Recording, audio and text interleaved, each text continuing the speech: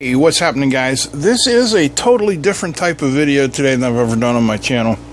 I'm not demonstrating anything, I'm not teaching anything. Actually, I'm trying to learn, and if you have answers, man, I'd like to hear them. So, a few months ago, I built this, which is a 9-to-1 Autotransformer. It's basically an impedance matching device for an antenna. It's for use with an antenna called an end-fed long wire. Supposedly you attach... that's not very tight, but anyway. You attach your antenna here, and you can put a ground or a counterpoise down here. It says it's not needed, but I think it always is. And it should be about 450 ohms.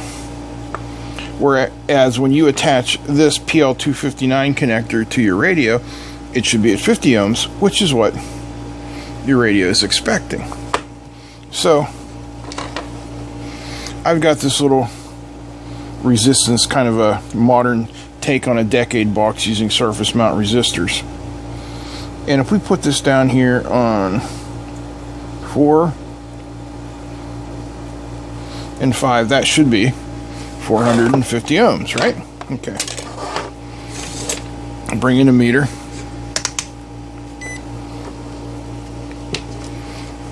Doesn't matter how I clip these on. Remember, resistors have no polarity.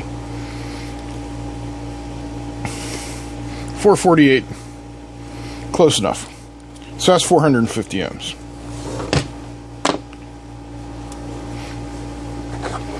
So if I clip one end to the antenna part. Whoops, no. We can retrieve that later. And one end to the ground. We should see somewhere in the vicinity of 50 ohms. So there, I'm hitting the center connector and onto the ground, and we're seeing nowhere near that. We are seeing 0.12 ohm. Well, that ain't right. That's almost a dead short, which explains why I never got any good workings out of this. So let's test it without the load across it, right?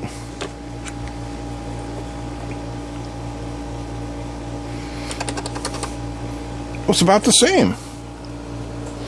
So it's coming up like there's a dead short. But there's really not. And that's what is confusing me. Let me get a drawing of how this is supposed to look. I'm putting a picture up here so you can see it. Now, in our case, the colors are a little different. But A1 is yellow and should be going to the antenna. And in this case, it's green. B1 is the white, and it should be connected to a yellow, which it's totally not. And C1, which is the green, should be connected here, and it's totally not. So as you can see, I made a complete and total mess out of this. Let's try and rewire it and see if we can fix it. Start by desoldering these connections that I have so thoroughly foobarred. Yep, just splattered solder on my arm. You notice there's no screaming. After just a few years, you become impervious to that. Okay. So now we have to separate our A's and our B's.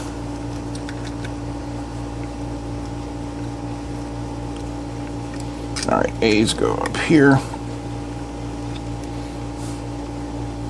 These are our A's. These are our B's. Alright. So, A1, which is this yellow, goes to the antenna. So let's fix that first. Pardon me if my hands get in the way. There's just not a lot of room in this little box to work with, so I'll do the best I can, but things may get a little out of hand. I'm gonna try these locking tweezers here. Don't think they're gonna work too well, because what they're gonna do is just become a large heat sink. So we will use the fingers. Just like in days past.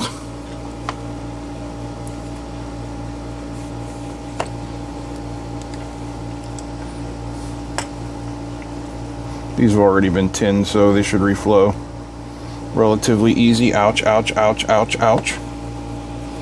Okay, so A1 goes to antenna. Good. Hopefully that's correct.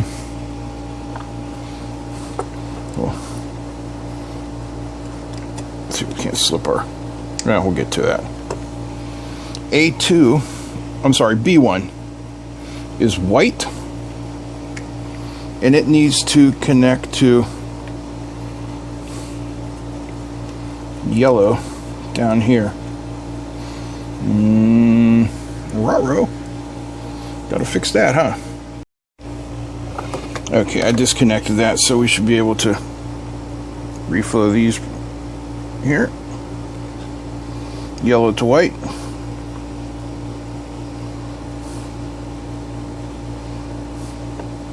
Good. And finally, this green, which is C1, goes to our coax center.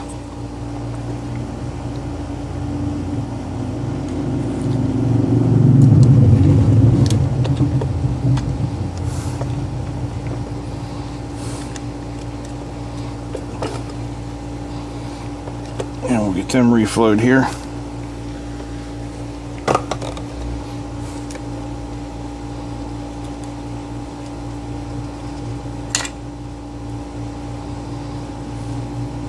Hopefully without too much trouble. Okay. Now, C2 green, that goes to our coax ground. So I'll hook that up there. And B2 white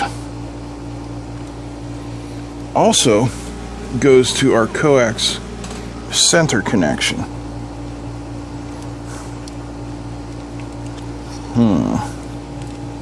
How can I do this?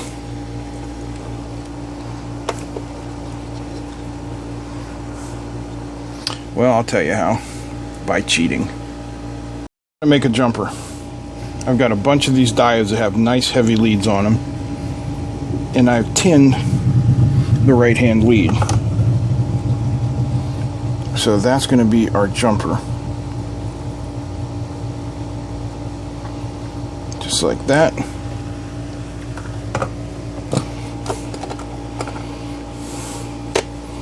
Then we'll cut off the part we're not using.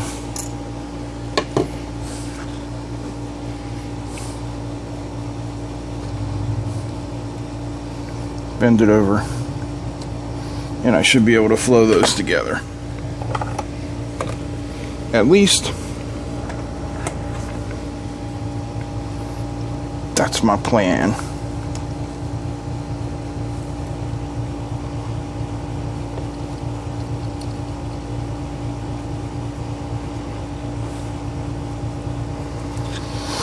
And that leaves just one left. And we have to go the green to there, and we'll do the same thing with another jumper. Okay, another jumper.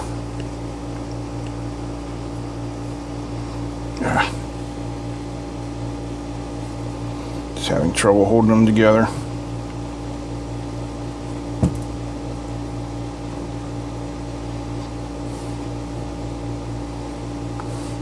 Okay. That goes like that. Cut off that diode part, which we no longer have any use for. And we'll slip some heat shrink on it. Okay, that leaves us with one last bit to work into place.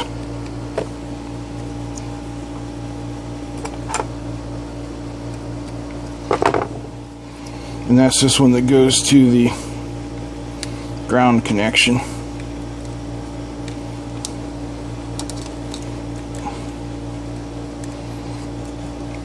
So, well, we can, that's too long, okay.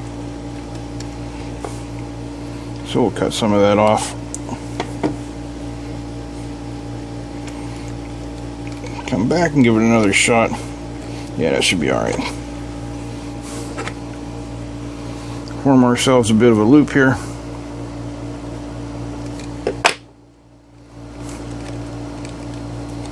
And get that down on there.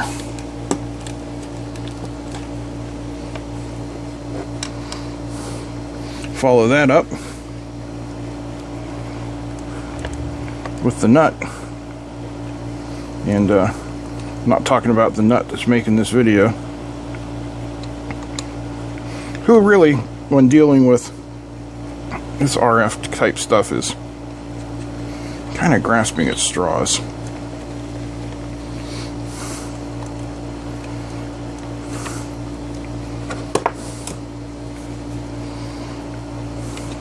RF has never been my thing. I've probably made some sort of cardinal mistake by crossing wires that shall never be crossed, or, you know, some deadly sin like that. But everything is now put back in place, and hopefully when we test it now, we won't get a short. That would be my first hope.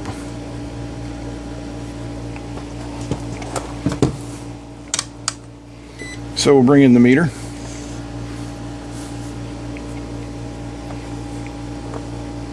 And it's still reading as short.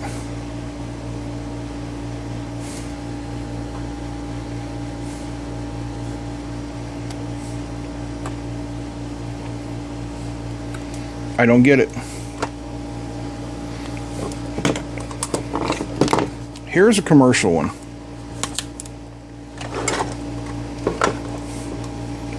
Let's see what happens when I try and read the open resistance across it. Well, hell, it reads the same thing. I don't know. I'm beyond confused. Anyway, let's put our 450 ohm load back across it.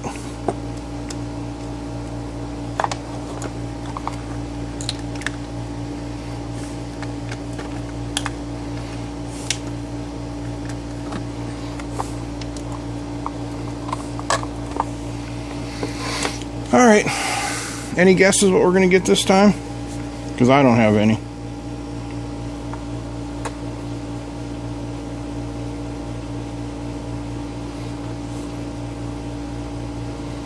.161514. Ah, my goodness.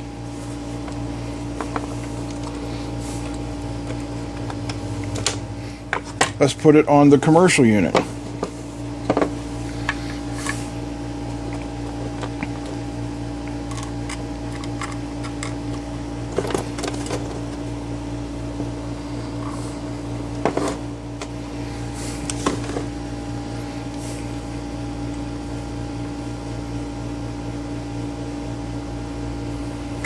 Same thing.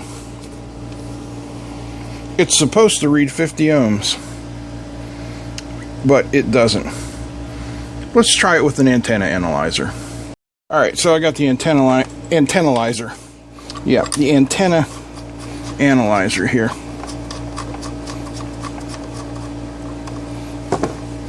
And we'll start with the commercial unit. Now at 14.1, let's go up to a 14.2, which is about right in the middle.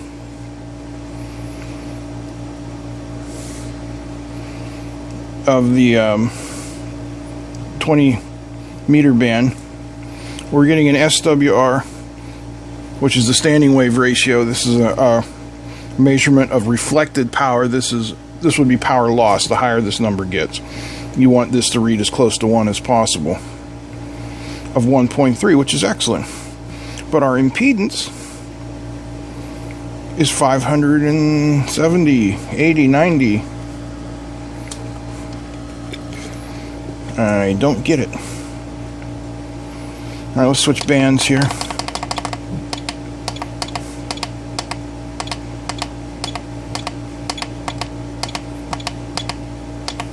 .40 band. That's 7.1. We'll go up to 7.2. That's too far. No, it's not. At 7.2, we're at 2.4, 2.5, which is acceptable but not good. And if we scan the 40 meter band,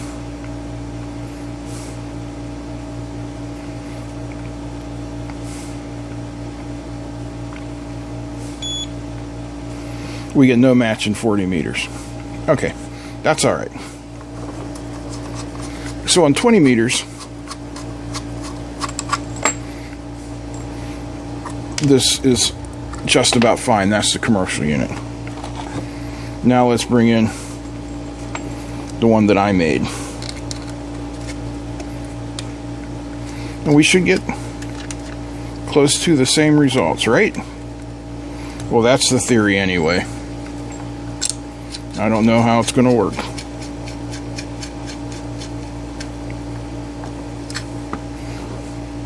Well, mine works better because my SWR is 1:1, although my impedance is much lower.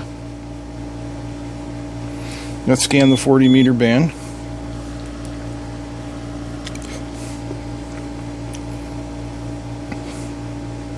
And we'll see where we're best at. My bandwidth is 3 megahertz. And it's a little bit out of the band. The 40 meter band stops at 7.3 megahertz. But there's a 1.11, which is really good, and an antenna tuner can bring that up to 50. All right, let's go up to the 20 meter band.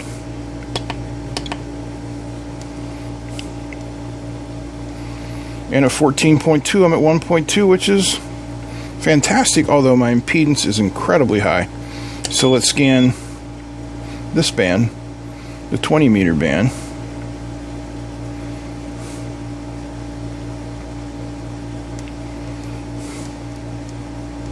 And that's a lot of scanning. You might want to stop.